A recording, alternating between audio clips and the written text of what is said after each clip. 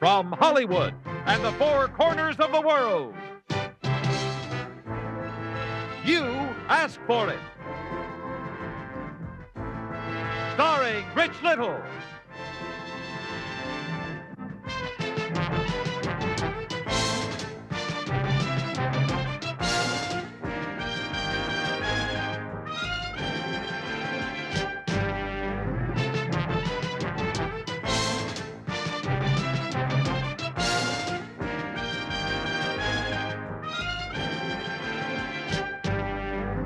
Here's the star of You Asked For It, Rich Little.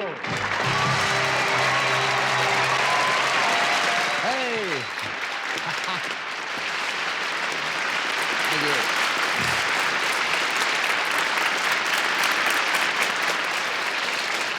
Thank you, and welcome to the only show on television that takes you around the world in 30 minutes just because you asked for it.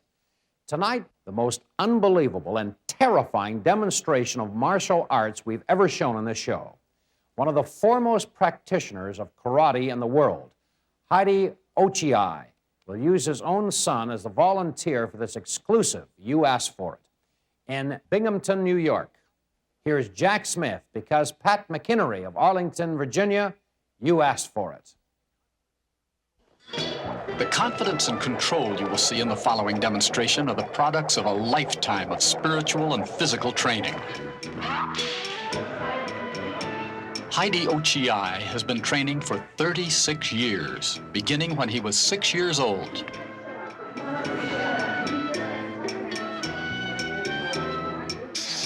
Breathing techniques are at the heart of the process for concentrating physical and mental power.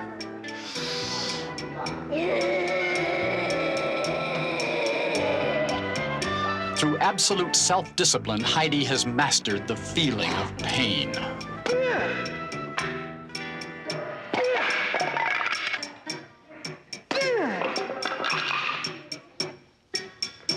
This ritual of preparation is actually an exercise in harmonizing the powers of mind and body. In bisecting this apple, and later a single grain of rice, without cutting the mannequin, Heidi will have to swing this razor-sharp sword with as much control as if it were his own hand.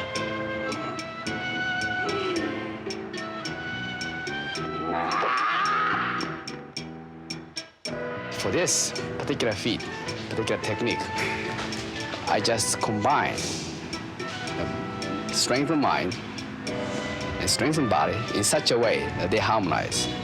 And whatever I mean to accomplish, whatever I will accomplish, I can accomplish with sword.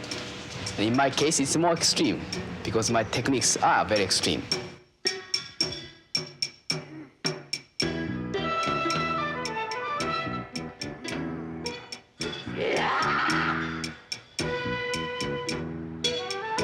With the warm-up exercises completed, the stage is set for Heidi's extraordinary demonstration of mind and body control.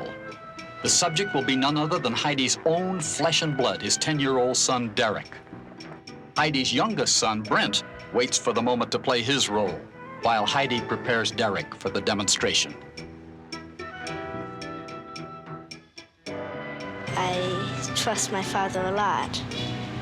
If it was somebody else, I think I would be scared. Brent will now place this apple on Derek's throat. When it's secure, Heidi will begin the ceremonial dance that precedes this dangerous feat.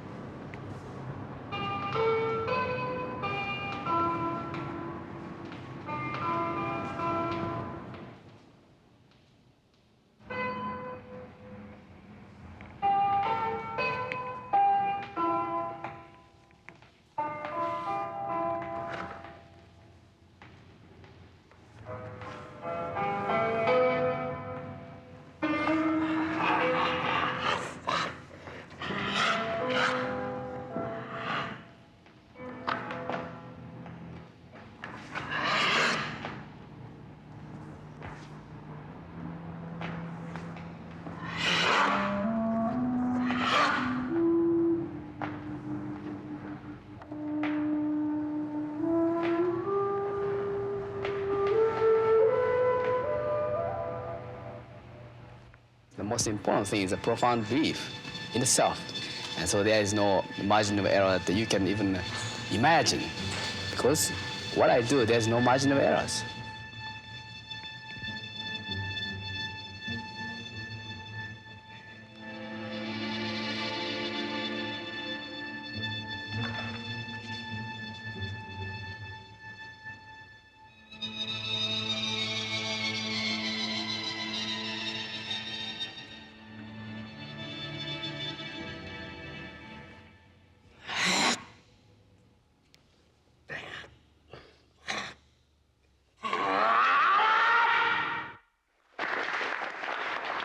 Mr. Ochi not only works accurately, but fast. Let's slow our cameras down so we can actually see what just happened.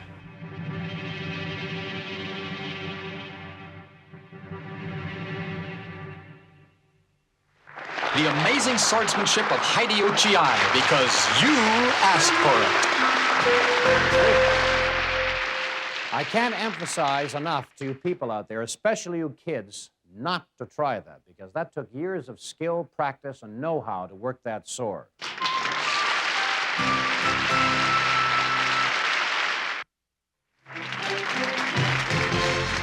The young couple in this interesting combination of costumes and the Reverend Hal Marchman, complete with diving gear of his own, are about to tie a wedding knot underwater. And we're all invited because Belle Kilman of New Rochelle, New York, asked for it. So let's all grab our towels and join them at Marineland, Florida. And I'll tell you something, folks, there won't be a dry eye in the place. He will cover you with his pinions, and under his wings you will find refuge.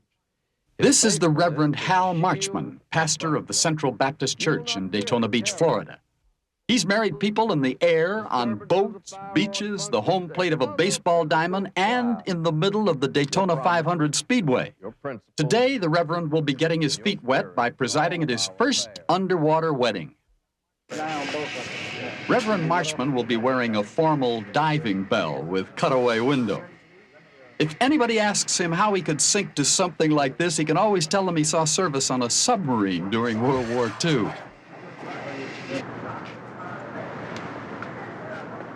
First, the happy couple must get tanked up. Scuba tank, that is. Since this is a formal occasion, Jimmy will be wearing a beautiful white bathing suit with gold trim and a veil laced with seashells that she made herself. Rob will be swimming up the aisle in a well-tailored tuxedo with matching swim trunks, the height of style for these depths. My family and friends, they think it's great. They loved it. Most of my friends think it's really fantastic. To me, walking down an aisle in a long dress is really boring. You know, I just wanted to get married underwater, and we did.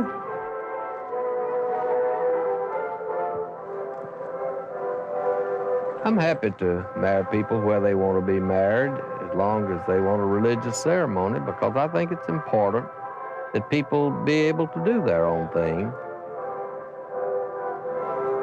Rob and Jimmy are both expert divers. Rob is a lieutenant in the Naval Reserve. He dives for the Telford Diving Team, which conducts voluntary underwater search and rescue missions for the city of Waxhaw, Pennsylvania, where he lives. Jimmy, who had just begun diving a couple of years ago, was proposed to by Rob when they were underwater. Her nodded yes was so emphatic at the time that the regulator fell out of her mouth almost as soon as the words had fallen out of Rob's mouth. Since the couple spend nearly all their free time underwater, this seemed to be the logical place to tie the knot. Ah, the flowers finally arrive and the ship's bell summons the guests.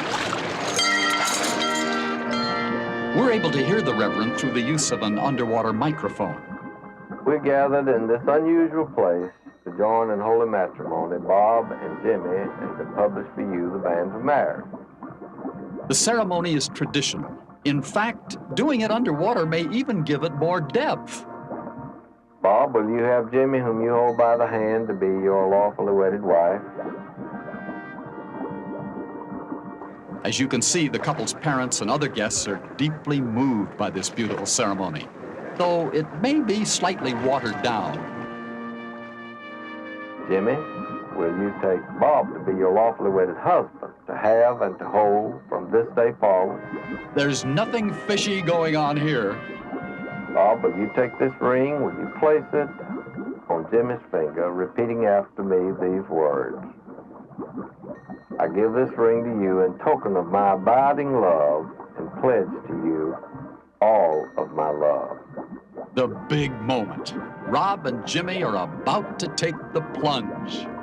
Now, by the authority invested in me as a minister of the gospel and under the laws of the state of Florida, I pronounce you, Bob, husband, and you, Jimmy, wife. You asked for it. And now here again is Jack Smith, host of the original You Asked For It, to show us another classic from the past. Thank you, Rich. This next film is really a taste treat for anyone with an appetite for danger. Back in 1953, we featured a high-wire daredevil who was one of the wonders of the world in her time.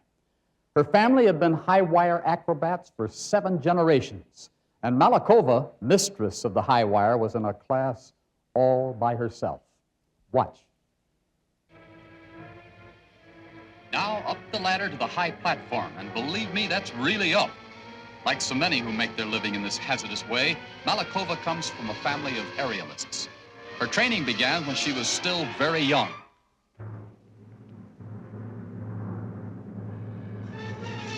As if walking a wire isn't enough, she puts her feet in a pair of baskets.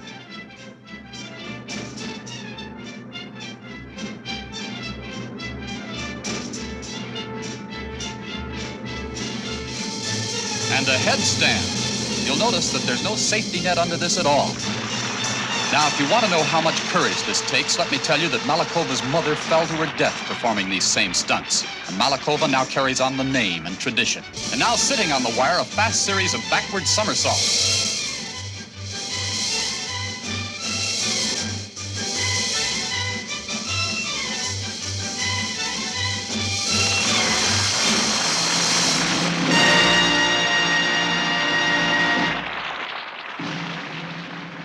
And the climax, a special contrivance. It's like a bicycle, but with a ladder and those small wheels.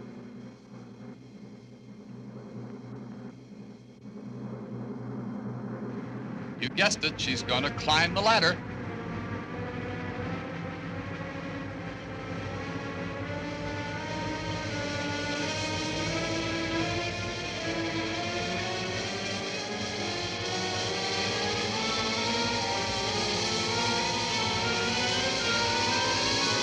And she stands on the top platform.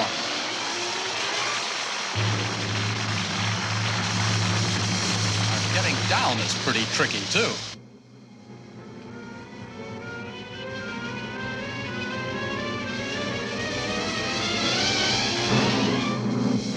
And we all share the thrills because you asked for it. Malakova, the mistress of the high wire, because you asked for it. And coming up, Brazil's most popular TV host.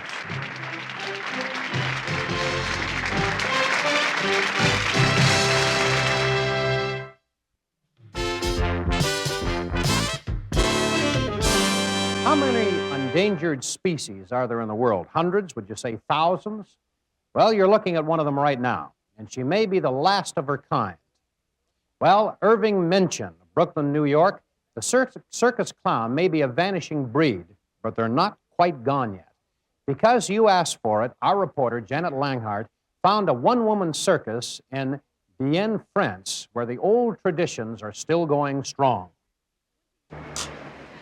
20-year-old Valerie Fratellini, rehearsing for the evening show, may be the last clown in the most famous of European clown families.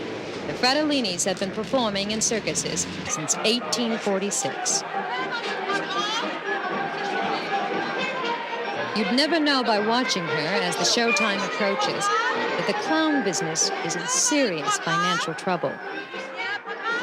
The Fratellinis run a circus school in Paris, and tonight's performers include the best students of the year, who are all professionals now. And I get to join the Cherie, the opening parade, but keep your eye on Valerie. Of course, clowning is part of Valerie's act, but there's so much more, including trick riding.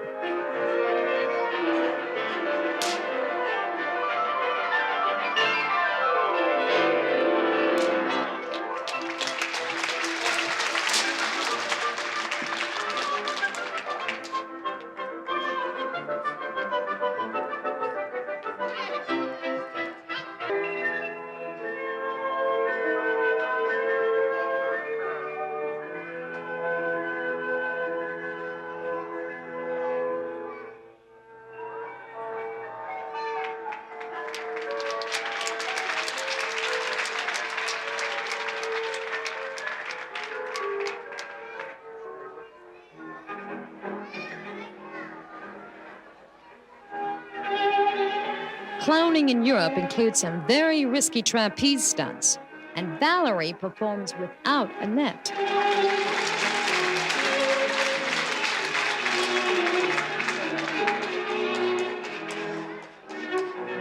The Fratellini's take pride in their independence. They've even refused government aid. But the other forms of entertainment are pulling audiences away from the circus. At the same time, costs are going up. And Valerie's generation may be the last of the famous Fratellinis. Valerie and her mother, Annie Fratellini, join in a specialty number. Valerie as the white clown with the bad heart, and Annie as August, the shabby clown with the good heart. Annie is the most popular clown in Europe, and the family is so famous that a street in Paris, Fratellini Palux, is named after them.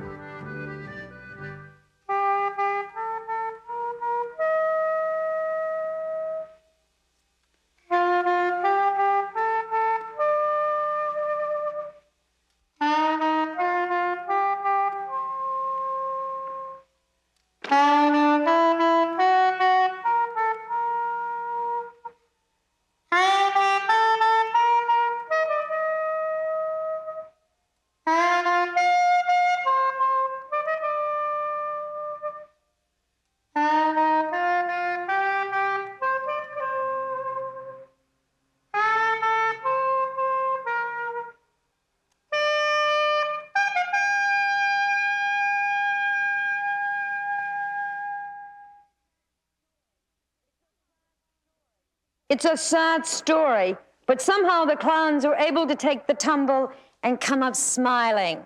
We've shown you how popular they are.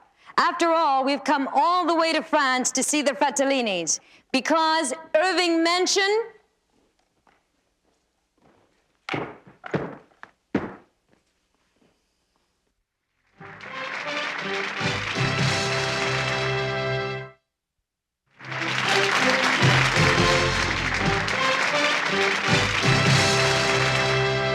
If you're anywhere around Sao Paulo, Brazil, on a Sunday night, chances are you're watching the hottest show in town.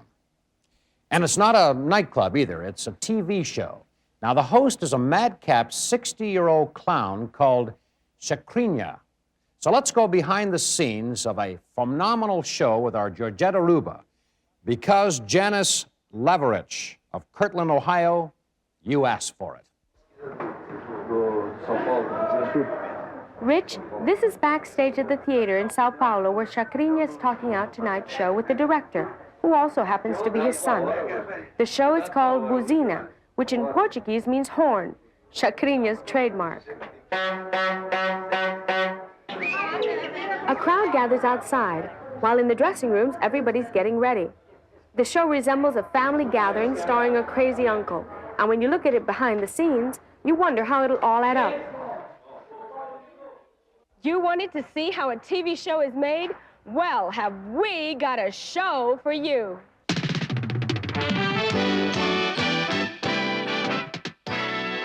You'll never see something like this on TV in the United States. For one thing, it goes on for 5 hours, and they never stop to correct a mistake. Whatever happens, happens, just as you see it, live on stage.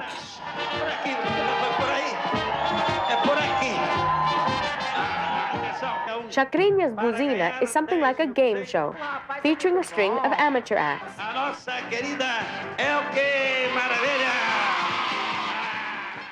It all starts when the celebrity judges come out to greet the star.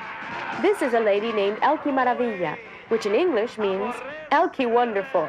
You'll notice that Chacrinha's cameramen never flinch when the You Asked For It crew shows up in their shots. In fact, we were honored guests in all this madness. You are standing for it. How do you know? Que speak English? Of course I speak But to tell you the truth, you don't have to understand what they're saying here. On this show, anything can happen, and everything usually does. Fui pra cidade de Janeiro, trabalhei o ano inteiro, fiz até serão, mas ela deu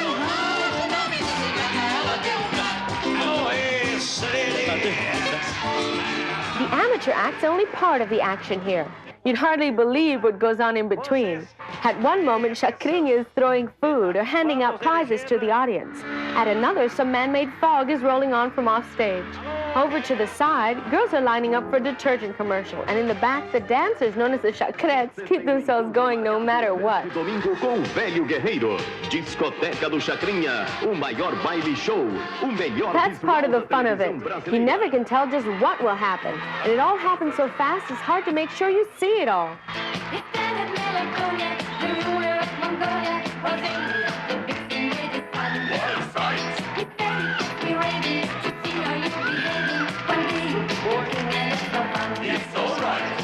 Chacrinha has been making TV out of this kind of chaos since the early 60s. He's the biggest, both in size and popularity. And you can see from the studio audience, as well as the celebrity guests, that people are just crazy about him. I like him because he's very Brazilian, he's very pure, he's very, you know, his emotion, his love, he's a clown, and I love clowns, you know?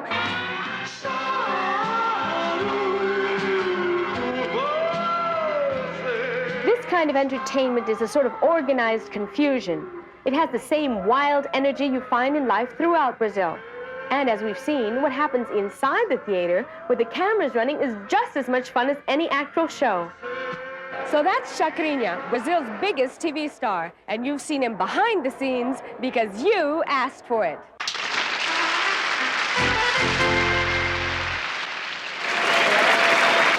Thank you for joining us. See you next time on... Good night, everybody.